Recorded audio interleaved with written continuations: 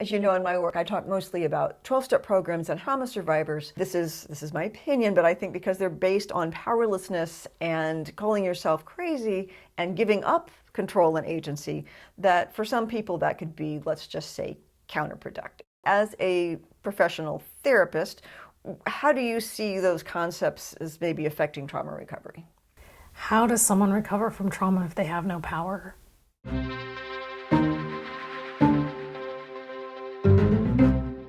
The thing about trauma is that when the terrible thing has happened, something was overwhelming the person. Because what the brain and body want most is to heal, which is why we've had bumps and bruises physically, emotionally. Some people are traumatized by their first breakup, but not a high percentage of people, because the hurt of that loss, we were able to work our way through and move on. When we are able to do that, we just keep going with life and it doesn't get stuck in the body. So if I show up somewhere every day for, say, 12 years and declare that I'm powerless, that could be not helpful? Yes. Because then this thing that overwhelmed you will then continue to be overwhelming inside your body. And it doesn't mean that you have to go back and encounter the person that caused the harm to you. You just have to be reminded in some way. So maybe you're walking through a mall and you catch a whiff of someone's cologne and all of a sudden you're not okay anymore. Right. If you have no power over that, why would you leave your house? Yes, it's big and scary out there. It's very big and scary out there. It's big and scary if you feel like you have agency.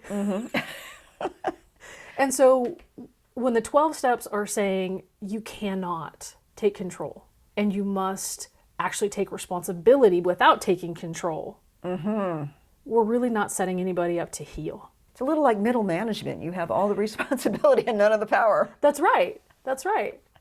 Yeah. So that, folks, is what 12-step programs can feel like. Constant middle management.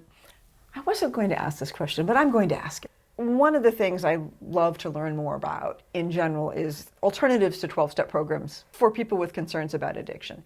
If someone's using an addiction or a behavior or anything repetitive or compulsive to deal with trauma, if they, and I say this without leading the witness at all, if they heal the trauma in some of the ways you're talking about with EMDR or ART, is it possible that the addiction will mitigate or fritter away over time?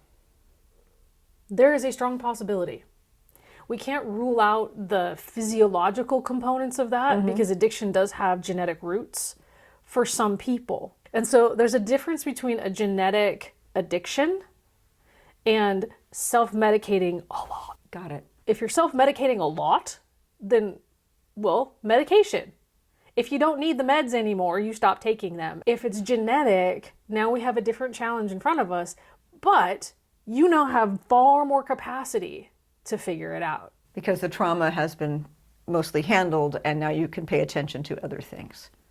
Fabulous. I want to continue that conversation next time. Thank you so much for being here. I learned a lot today. Yeah. It was fun. Thanks.